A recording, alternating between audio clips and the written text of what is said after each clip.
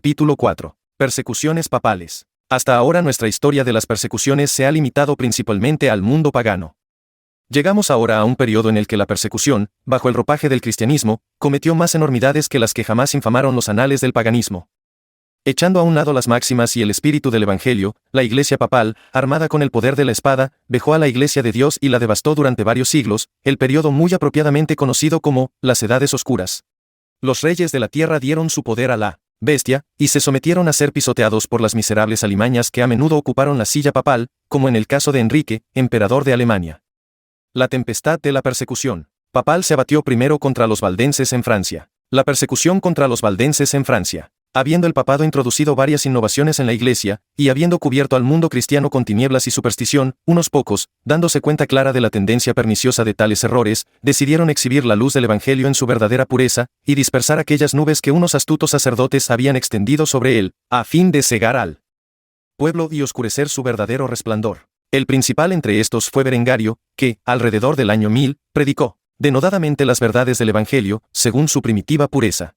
Muchos, convencidos, asintieron a su doctrina, y fueron, por ello, llamados berenganos. Berengario fue sucedido por Pedro Bruys, que predicó en Toulouse, bajo la protección de un conde llamado Ildefonso. Todos los puntos de los reformadores, con sus razones para separarse de la Iglesia de Roma, fueron publicados en un libro escrito por Bruys, bajo el título de Anticristo.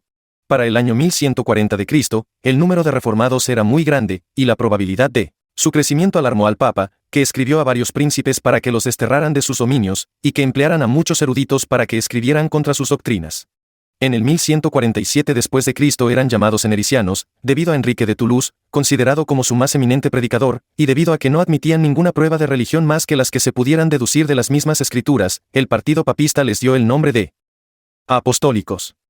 Al final, Pedro Baldo, o Baldo, natural de León, eminente por su piedad y erudición, devino un enérgico oponente del papado, y desde aquel entonces, los reformados recibieron la apelación de valdenses. El Papa Alejandro III, informado de estos sucesos por el obispo de León, excomulgó a Baldo y a sus seguidores, y ordenó al obispo que los exterminara, si era posible, de sobre la faz de la tierra. Así comenzaron las persecuciones papales contra los valdenses. Las actividades de Baldo y de los reformados suscitaron la primera aparición de los inquisidores, porque el Papa Inocente III autorizó a ciertos monjes como inquisidores, para que hicieran inquisición de y entregaran a los reformados al brazo secular. El proceso era breve, por cuanto una acusación era considerada como prueba de culpa, y nunca se concedió un juicio justo a los acusados. El Papa, dándose cuenta de que estos crueles medios no surtían el efecto deseado, envió a varios eruditos monjes a predicar entre los valdenses, y a tratar de convencerlos de lo erróneo de sus opiniones. Entre estos monjes había uno llamado Domingo, que se mostró muy celoso por la causa del papado. Este Domingo instituyó una orden, que fue llamada por su nombre, la Orden de los Frailes Dominicos, y los miembros de esta orden han sido desde entonces los principales inquisidores en las varias inquisiciones del mundo. El poder de los inquisidores era limitado. Procedían en contra de quien querían, sin consideración de edad, sexo o rango. Por infames que fueran los acusadores, la acusación era considerada válida, incluso cuando recibían informaciones anónimas, enviadas por carta, las consideraban como evidencia suficiente. Ser rico era un crimen igual a la herejía, por ello, muchos que tenían dinero eran acusados de herejes, o de ser protectores de herejes, para poder obligarlos a pagar por sus opiniones. Los más queridos amigos, los parientes más próximos, no podían servir sin peligro a nadie que estuviera encarcelado debido a cuestiones religiosas. Llevarles algo de paja a los encerrados, o darles un vaso de agua, caía bajo la consideración de favorecer a los herejes, y eran por ello mismo perseguidos. Ningún abogado osaba defender a su propio hermano, y la malicia de los perseguidores incluso llegaba más allá de la tumba, se exhumaban los huesos de los ya muertos, y eran quemados, como ejemplo para los vivos. Si alguien era acusado en su lecho de muerte de ser seguidor de Baldo, sus posesiones quedaban confiscadas, y el heredero quedaba privado de su herencia, y algunos fueron enviados a Tierra Santa, mientras que los dominicanos se apoderaban de sus casas y propiedades, y, cuando los dueños volvían, a menudo pretendían no conocerlos. Estas persecuciones persistieron durante varios siglos bajo diferentes papas y otros grandes dignatarios de la Iglesia Católica. Persecuciones contra los albigenses. Los albigenses eran gentes de religión reformada que vivían en el país de Albi. Fueron condenados por su religión en el Concilio de Laterano, por orden del Papa Alejandro III. Sin embargo, aumentaron tan prodigiosamente que muchas ciudades estaban habitadas por personas solo de su persuasión, y varios eminentes nobles abrazaron sus doctrinas. Entre estos se encontraba Ramón, conde de Toulouse, Ramón, conde de Foix, el conde de Béziers, etc. El asesinato de un fraile llamado Pedro, en los dominios del conde de Toulouse, sirvió de pretexto al Papa para perseguir al noble y a sus vasallos. Para emprender esta acción, envió mensajeros por toda Europa, para levantar fuerzas para actuar militarmente contra los albigenses, prometiendo el paraíso a todos los que acudieran a esta guerra, que designó como Guerra Santa, y que portaran armas durante 40 días. También se ofrecieron las mismas indulgencias que se ofrecían a todos los que acudían a las cruzadas de Tierra Santa. El valiente conde defendió Toulouse y otros lugares con el valor más arrojado y con variada fortuna contra los legados del Papa y contra Simón, conde de Montfort, un fanático noble católico. Incapaz de someter abiertamente al conde de Toulouse, el rey de Francia, la reina madre y 3 arzobispos levantaron otro formidable ejército, y consiguieron arteramente que el conde de Toulouse acudiera a una conferencia, en la que fue traicioneramente hecho prisionero, siendo obligado a aparecer descalzo y descubierto delante de sus enemigos, y obligado a firmar una abyecta retractación. Esto fue seguido de una dura persecución contra los albigenses, y de una orden expresa de que no se les podía permitir a los laicos la lectura de las Sagradas Escrituras. También en el año 1620 fue muy severa la persecución contra los albigenses. En 1648 se desató una dura persecución por Lituania y Polonia. La crueldad de los cosacos fue tal que hasta los mismos tártaros se avergonzaron de sus barbaridades. Entre otros que sufrieron estaba el reverendo Adrián Chalinsky, que fue asado a fuego lento, y cuyos sufrimientos y forma de morir exhiben los horrores que los adherentes del cristianismo han soportado de los enemigos del Redentor. La reforma del error papista fue muy pronto proyectada en Francia, porque en el siglo XIII un erudito llamado Almericourt y 6 de sus discípulos fueron quemados en París. Por afirmar que Dios no estaba más presente en el pan sacramental que en cualquier otro pan, que era idolatría construir altares o santuarios a los santos, y que era ridículo ofrecerles incienso. Sin embargo, el martirio de Almericourt y de sus discípulos no impidió que muchos se dieran cuenta de la justeza de sus conceptos, y viendo la pureza de la religión reformada, de manera que la fe en Cristo aumentaba de continuo, y no solo se extendió por partes de Francia, sino que la luz del Evangelio se difundió por varios otros países. En el año 1524, en una ciudad de Francia llamada Melden, uno llamado Juan Clark puso una nota en la puerta de la iglesia donde llamaba anticristo al Papa. Por esta ofensa fue azotado una y otra vez, y luego marcado en la frente con un hierro candente. Yendo luego a Mentz, en Lorena, destruyó algunas imágenes, por lo que le cortaron la mano derecha y la nariz, y le desgarraron los brazos y el pecho con tenazas. Soportó estas crueldades con asombrosa entereza, e incluso se mantuvo suficientemente sereno como para cantar el Salmo 115, que prohíbe la idolatría de manera expresa. Después de esto fue echado al fuego, y quemado hasta dejar solo cenizas. En varias partes de Francia, para este tiempo, muchas personas de convicciones reformadas fueron azotadas, puestas al potro, flageladas y quemadas en la hoguera, especialmente en París, Maldá y el Limosín. Un natural de Maldá fue quemado al fuego lento, por decir que la misa era una clara negación de la muerte y pasión de Cristo. En el Limosín, un clérigo reformado llamado Juan de Cadurco fue apresado y quemado en la hoguera. A Francisco Brivard, secretario del cardenal de Peley, le cortaron la lengua, y después quemado, por hablar en favor de los reformados. Esto fue en 1545. Jaime Cobar, un director de escuela en la ciudad de St. Michael, fue quemado en aquel mismo año por decir, la misa es inútil y absurda. Alrededor de este mismo tiempo 14 hombres fueron quemados en Maldá, y sus mujeres obligadas a estar cerca y a contemplar la ejecución. En el año 1546, Pedro Chapot trajo una cantidad de Biblias en francés a Francia, y las vendió públicamente. Por ello fue llevado a juicio, sentenciado y ejecutado pocos días después. Poco tiempo después, un paralítico de Meaux, un director de una escuela en Fere, llamado Esteban Poliot, y un hombre llamado John Inglis, fueron quemados por la fe. El señor Blondel, un rico joyero, fue prendido en el año 1548 en Lyon, y enviado a París. Allí fue quemado por su fe por orden del tribunal en el 1549. Herbert, un joven de 19 años, fue lanzado a las llamas en Dijon. También sufrió esto Florent Benote en el mismo año. En el año 1554, 2 hombres de religión reformada, junto con el hijo y la hija de uno de ellos, fueron prendidos y encarcelados en el castillo de Niveme. Al ser interrogados, confesaron su fe, y se ordenó su ejecución. Al ser untados con grasa, azufre y pólvora, ellos exclamaron: «Saladla, salad esta carne pecaminosa y corrompida». Les cortaron entonces la lengua, y fueron después lanzados a las llamas, que pronto los consumieron, debido a las sustancias combustibles con las que habían sido cubiertos.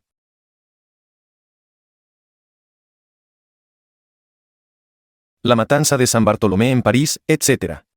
En el día 22 de agosto de 1572 comenzó este acto diabólico de sanguinaria brutalidad. La intención era destruir de un solo golpe la raíz del árbol protestante, que hasta entonces solo había sufrido parcialmente en sus ramas. El rey de Francia había arteramente propuesto un matrimonio entre su hermana y el príncipe de Navarra, capitán y príncipe de los protestantes. Este imprudente matrimonio fue celebrado en París el 18 de agosto por el cardenal de Borbón, sobre un alto catafalco construido con este propósito. Comieron con gran pompa con el obispo, y cenaron con el rey en París. 4 días después, el príncipe, Coligny, al salir del consejo, fue herido por disparos en ambos brazos. Entonces le dijo a Maure, el ministro de su difunta madre: «Oh, mi hermano, ahora veo que ciertamente Dios me ama, pues que he sido herido por su más santa causa». Aunque Vidan le aconsejó que huyera, permaneció en París, y fue poco después muerto por Benjus, que después dijo que jamás había visto a nadie afrontar la muerte con mayor valor que el almirante. Los soldados fueron dispuestos para que al darse cierta señal se lanzaran en el acto a efectuar la matanza por diversas partes de la ciudad.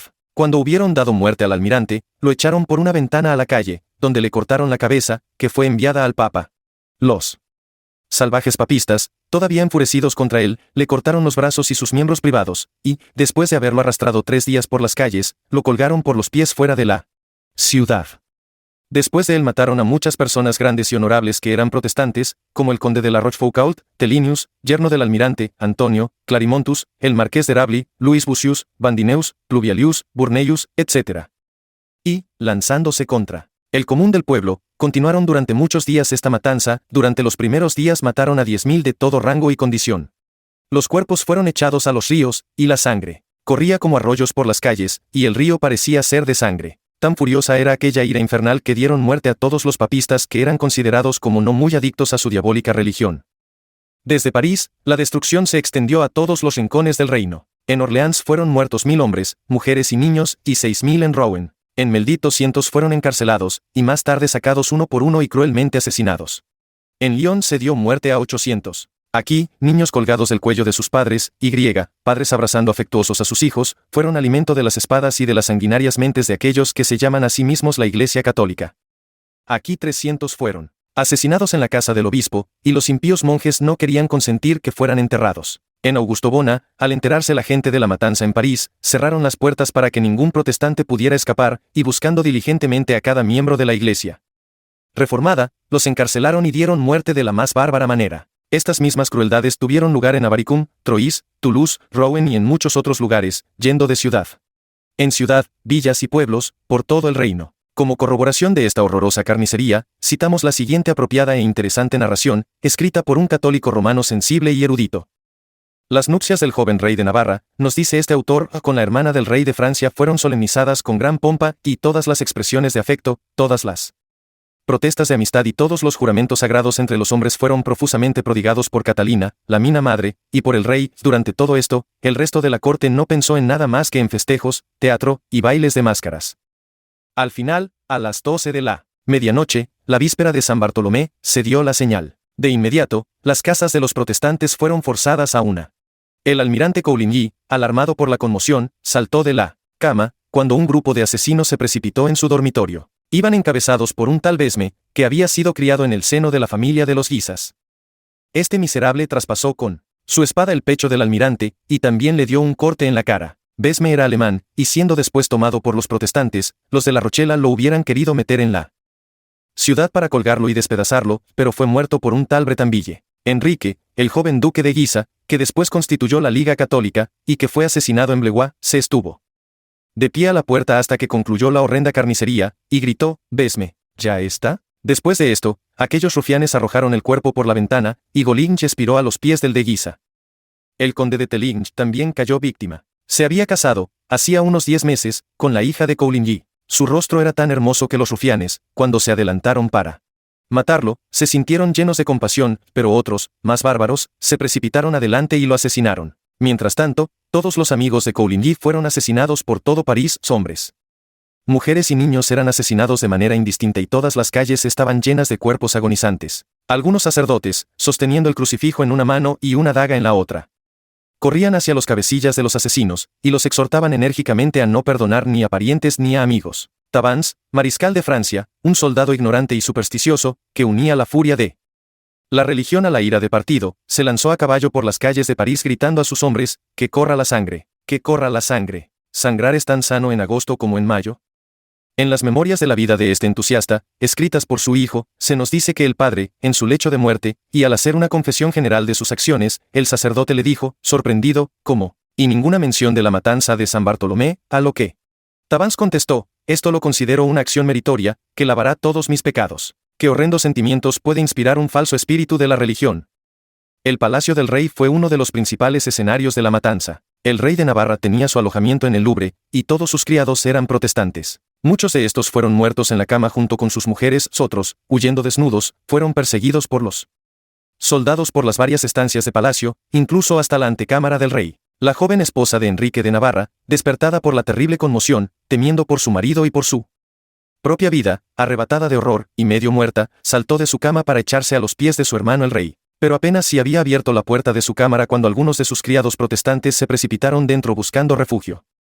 Los soldados siguieron de inmediato, persiguiéndolos delante de la princesa y matando a uno que se lanzó debajo de su cama. Otros dos, heridos con alabardas, cayeron a los pies de la reina, que quedó cubierta de sangre.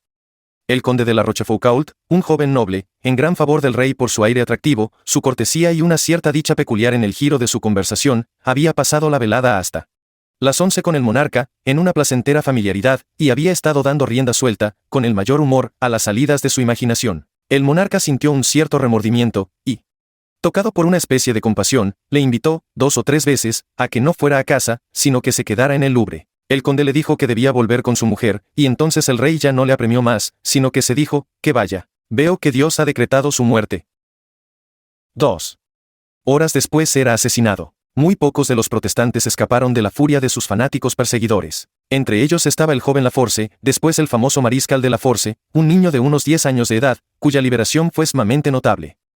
Su padre, su hermano mayor y él mismo fueron apresados por los soldados del duque de Anjou. Estos asesinos se lanzaron sobre los tres, golpeándolos a capricho, con lo que cayeron uno sobre otro. El más pequeño no recibió un solo golpe, sino que, aparentando que estaba muerto, escapó al siguiente día. Su vida, preservada de esta manera maravillosa, duró 85 años. Muchas de las pobres víctimas huyeron hacia la ribera, y algunos nadaron para pasar el Sena y dirigirse a los suburbios de St. Germain. El rey los vio desde su ventana, que dominaba el río, y se dedicó a disparar contra ellos con una carabina que le cargaba para esto uno de sus pajes. Mientras tanto la reina madre, imperturbable y serena en medio de la matanza, mirando desde un balcón animaba a los asesinos y se reía ante los gemidos de los agonizantes.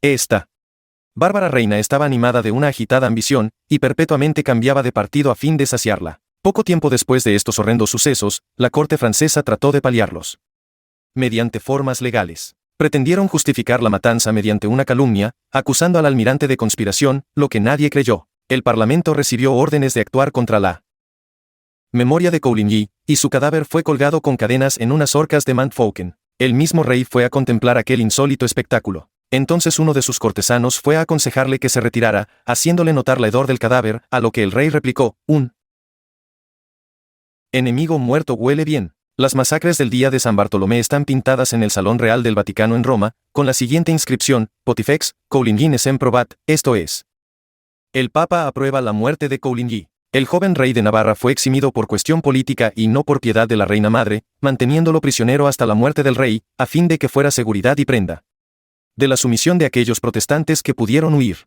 Esta horrorosa carnicería no se limitó meramente a la ciudad de París. Órdenes semejantes fueron enviadas desde la corte a los gobernadores de todas las provincias en Francia, de manera que al cabo de una semana unos 100.000 protestantes fueron despedazados en diferentes partes del reino.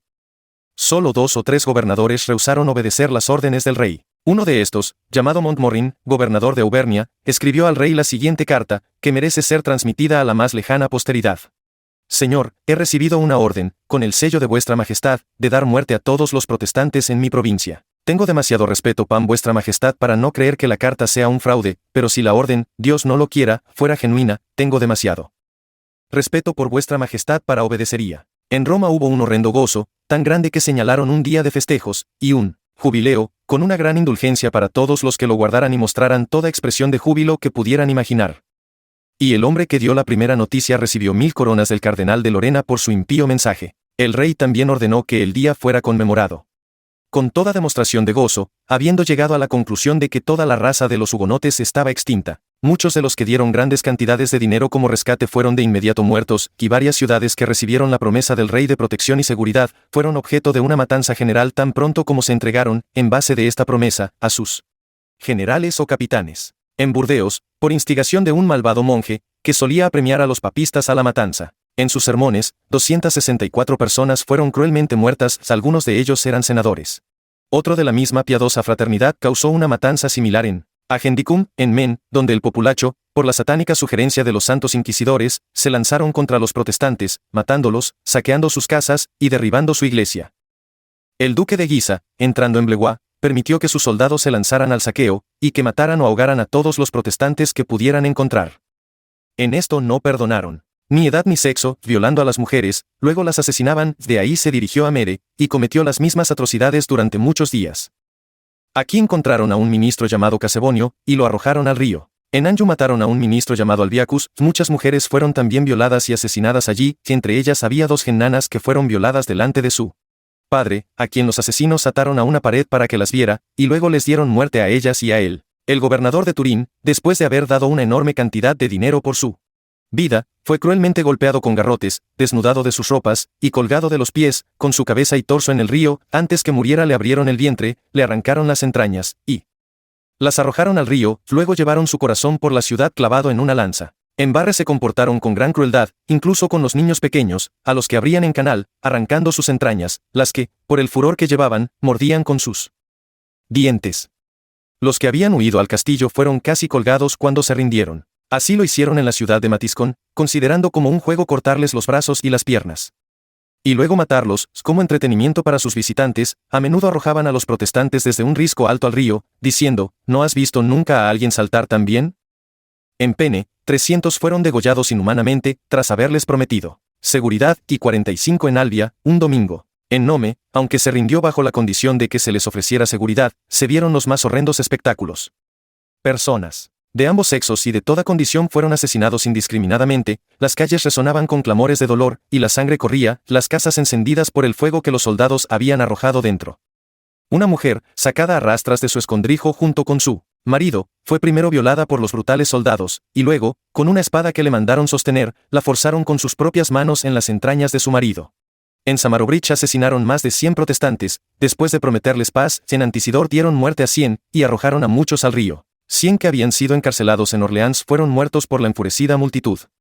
Los protestantes de La Rochela, aquellos que habían podido escapar milagrosamente a la furia del infierno y se habían refugiado allá, viendo lo mal que les había ido a los que se habían sometido a aquellos demonios que se pretendían santos, se mantuvieron firmes por sus vidas, y algunas otras ciudades, alentadas por este gesto, los imitaron. El rey envió contra La Rochela casi todo el poder de Francia, que la asedió durante 7 meses, y aunque por sus asaltos hicieron bien poco contra sus habitantes, por el hambre destruyeron a 18.000 de 22.000. Los muertos, demasiado numerosos para que los vivos los sepultaran, fueron pasto de las alimañas y de las aves carnívoras. Muchos llevaban sus propios ataúdes al patio de la iglesia, yacían en ellos, y expiraban.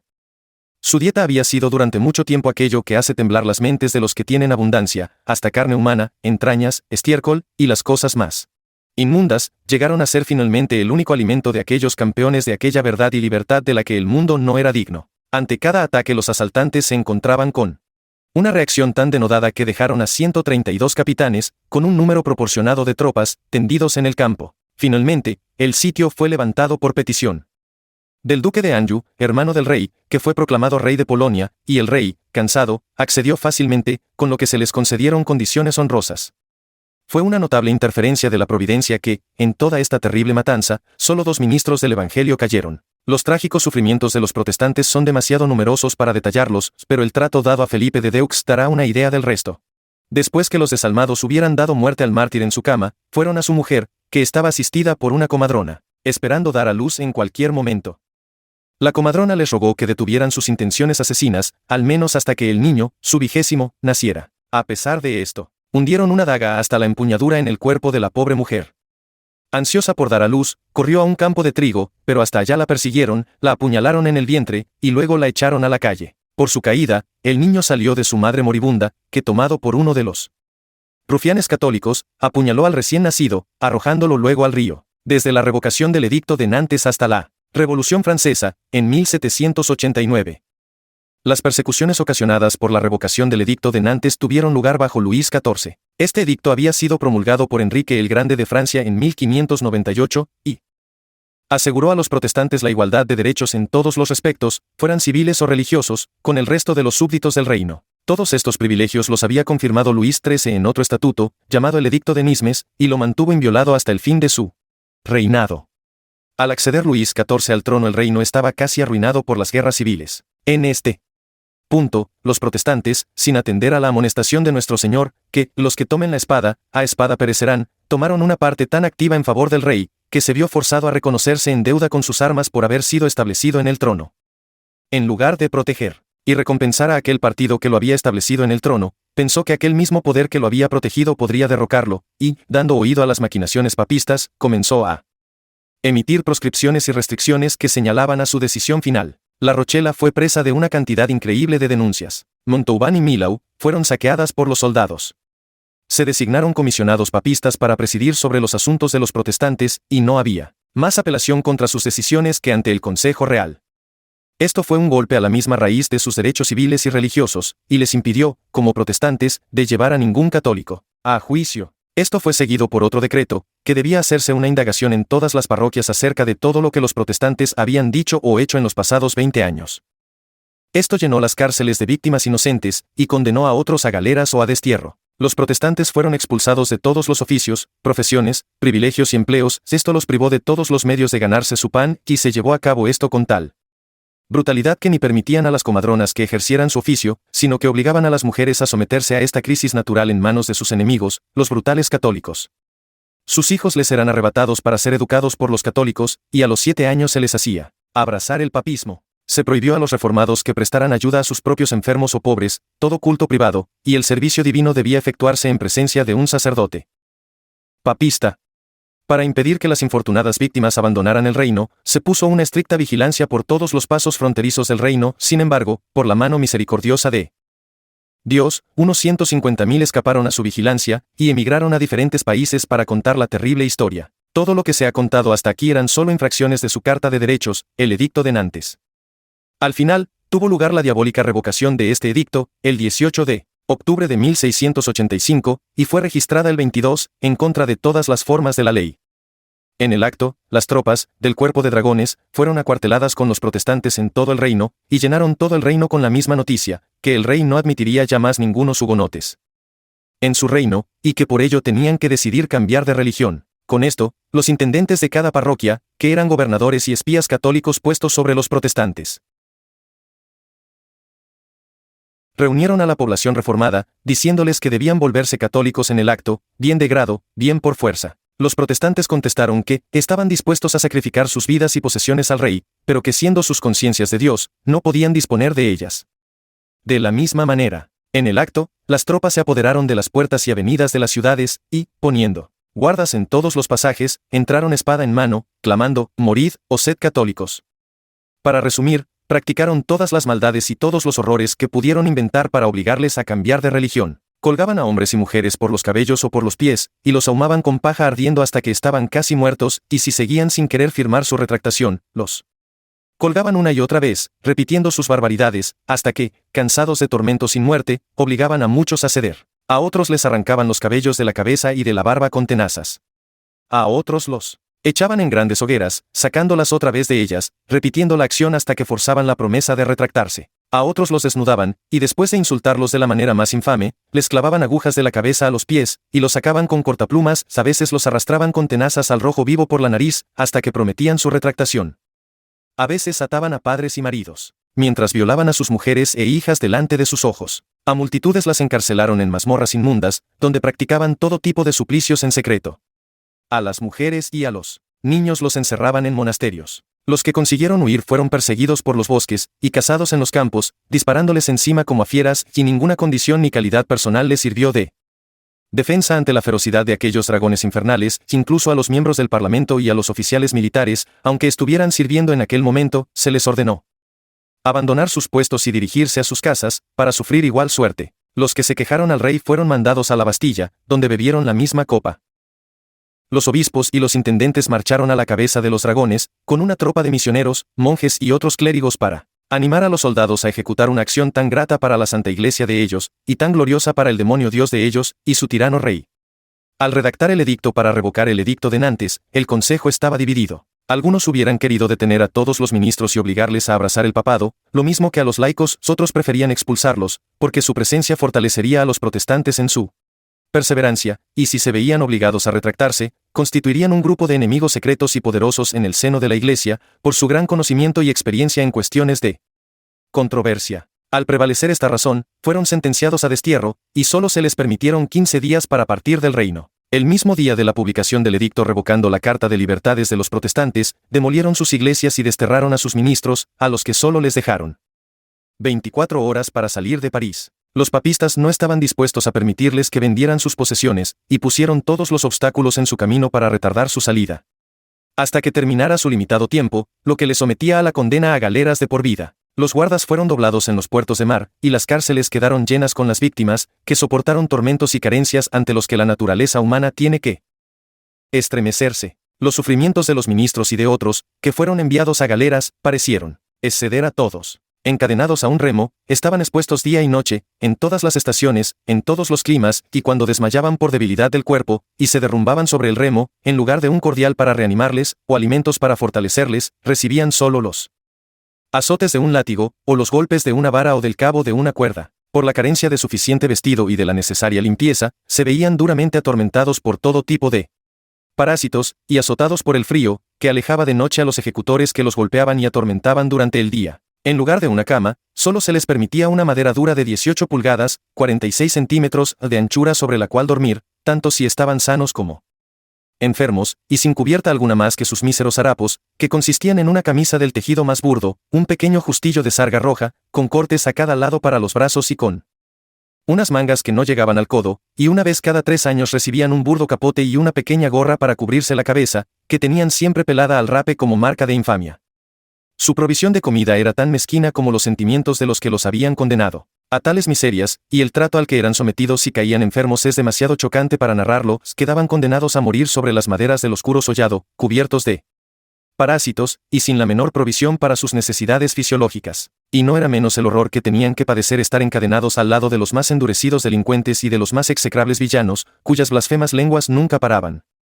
Si rehusaban oír misa, eran sentenciados al bastenado, un terrible castigo que describimos a continuación. En preparación del mismo, se les quitan las cadenas, y las víctimas son entregadas en manos de los turcos que presiden a los remos, que los desnudan totalmente, y los tienden sobre un gran cañón, de manera que no se puedan mover. Durante esto reina un silencio sepulcral por toda la galera.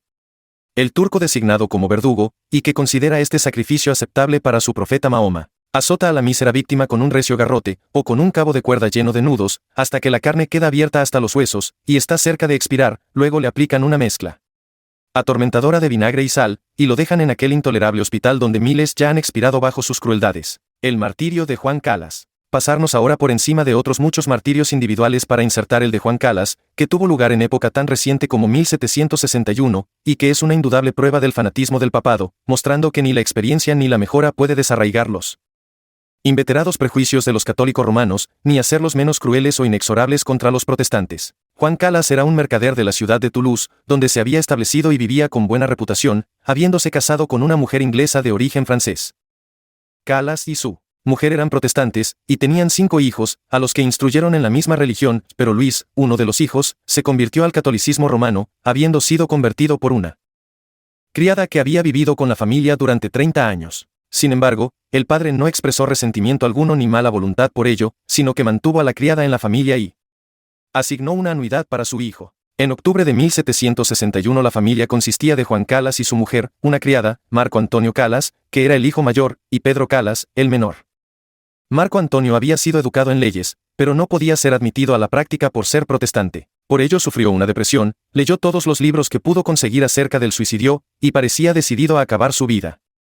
A esto debe añadirse que llevaba una conducta disipada, muy adicto al juego, y que hacía todo lo que podía constituir el carácter de un libertino. Por esta razón su padre lo reprendía con frecuencia, a veces con severidad, lo que añadió de manera considerable a la depresión que parecía oprimirle. El 13 de octubre de 1761, el señor Gobert Lavaisse, un joven caballero de unos 19 años, hijo de Lavaisse, un célebre abogado de Toulouse, se reunió alrededor de las 5 de la tarde con Juan Calas, el padre, y con el hijo mayor Marco Antonio, que era amigo suyo. El padre Calas le invitó a cenar, y la familia y su invitado se sentaron en una estancia alta. Todo el grupo consistía en el padre Calas y su mujer, los dos hijos Antonio y Pedro Calas, y el invitado la Baice, no habiendo nadie más en la casa excepto la criada, ya mencionada. Era ahora alrededor de las 7. La cena no fue larga, pero antes de acabar, Antonio dejó la mesa y se fue a la cocina, que estaba en el mismo piso, cosa además que solía hacer. La criada le preguntó si tenía frío. Él respondió, bien al contrario, estoy ardiendo. Luego, la dejó. Mientras tanto, su amigo y la familia dejaron la estancia en la que habían cenado y fueron a una sala de estar. El padre y la Baice se sentaron juntos en un sofá, el hijo más joven, Pedro, en un sillón, y la madre en otra, y, sin preocuparse de Antonio, prosiguieron la conversación hasta entre las 9 y las 10, cuando la Baice se despidió, y Pedro, que se había quedado dormido, fue despertado para acompañarlo con una luz. En la planta baja de la casa de los Calas había una tienda y un almacén, estando separado de la tienda por un par de puertas. Cuando Pedro Calas y la Baice regaron abajo a la tienda, quedaron horrorizados al ver a Antonio colgando vestido solo de su camisa, desde una barra que él había colgado a través de la parte superior de las dos puertas, que había medio abierto con este propósito. Al descubrir esta horrenda escena chillaron, lo que hizo bajar al padre Calas, quedando la madre tan sobrecogida de terror que se quedó temblando en el pasillo del piso superior. Cuando la criada descubrió lo sucedido, se quedó abajo, bien porque temiera llevar la mala noticia a su ama, bien porque se dedicara a prodigar su atención a su amo, que estaba abrazando el cuerpo de su hijo, bañándolo con sus lágrimas. Por ello, la madre, que se había quedado sola, bajó y se encontró en la escena que ya hemos descrito, con las emociones que debía naturalmente producirle. Mientras tanto, Pedro había sido enviado a buscar a Lamuar, un cirujano del vecindario. Lamuar no estaba en casa, pero su aprendiz, el señor Grosle, acudió en el acto.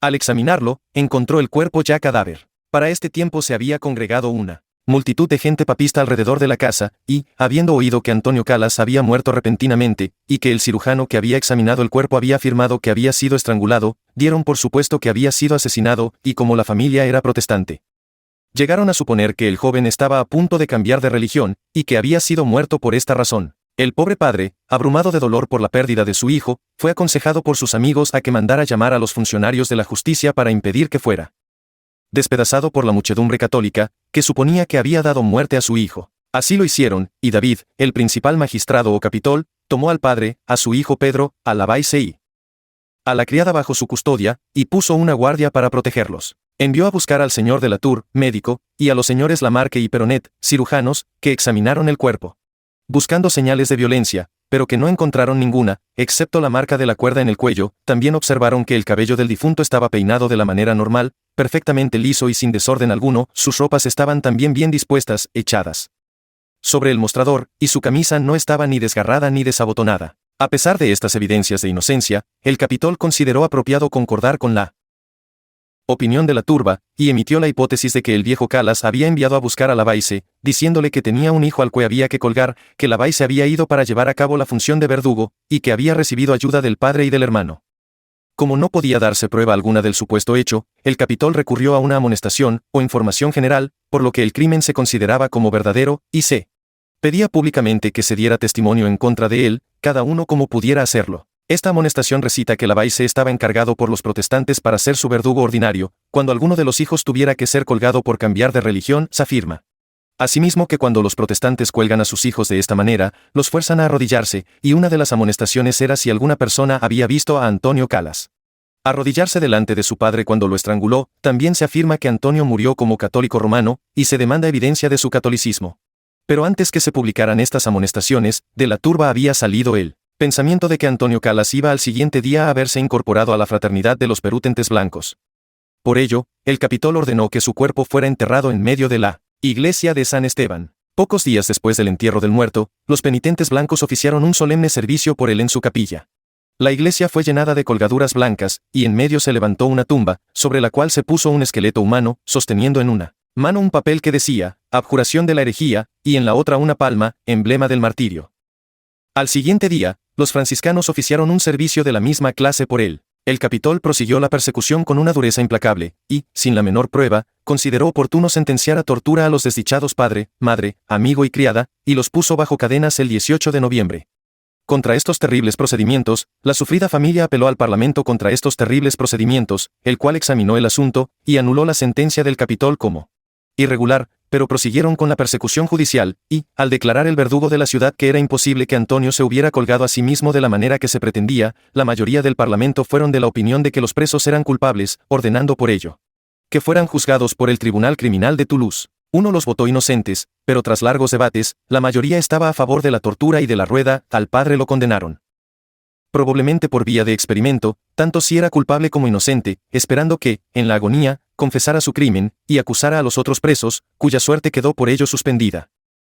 Así, el pobre Calas, un anciano de 68 años, fue condenado solo a este terrible castigo. Sufrió la tortura con gran valor, y fue llevado a la ejecución con una actitud que suscitó la admiración de todos los que le vieron, y en particular de los dos dominicos, el padre Burch y el padre Coldagues, que le asistieron en sus últimos momentos, y declararon que no solo lo consideraban inocente de la acusación de que era objeto, sino que era también un caso ejemplar de verdadera paciencia, fortaleza y caridad cristianas. Cuando vio al verdugo listo para darle el último golpe, hizo una nueva declaración al padre Burch, pero todavía con las palabras en la boca, el capitol, autor de esta tragedia, que había subido al cadalso meramente para satisfacer su deseo de ser testigo de su castigo y muerte, se lanzó corriendo hacia él gritándole: «Miserable, ahí están las ascuas que van a reducir tu cuerpo a cenizas. Di la verdad». Calas no le contestó, sino que volvió la cabeza algo al lado. En aquel momento el verdugo ejecutó su función. El clamor popular contra esta familia se hizo tan violento en el Languedoc, que todos esperaban ver a los hijos de Calas destrozados sobre la rueda, y a la madre quemada viva. El joven Donat Calas recibió el consejo de huir a Suiza. Fue allá, y encontró a un caballero que al principio solo pudo compadecerse de él y aliviarle, sin atreverse a juzgar del rigor ejercitado contra el padre, la madre y los hermanos. Poco después, otro de los hermanos, que había sido desterrado, se acogió a la protección de la misma persona, que, durante más de un mes, adoptó todas las precauciones posibles para asegurarse de la inocencia de la familia. Una vez se hubo convencido, se consideró obligado, en conciencia, a emplear a sus amigos, su propia bolsa, su pluma, y su reputación personal, para reparar el fatal error de los 7 jueces de Toulouse, y lograr que el proceso fuera revisado por el Consejo del Rey. Esta revisión duró 3 años, y es cosa bien conocida el honor que los señores de Grosne y Bacquancourt alcanzaron al investigar esta memorable causa. 50 magistrados de la Corte de Apelaciones declararon unánimes la inocencia de toda la familia Calas, y los recomendaron a la benevolente justicia de su majestad. El duque de Choiseul, que jamás dejó pasar oportunidad para mostrar la grandeza de su carácter, no solo ayudó a la desafortunada familia con dinero, sino que obtuvo del rey una donación para ellos de 36.000 libras.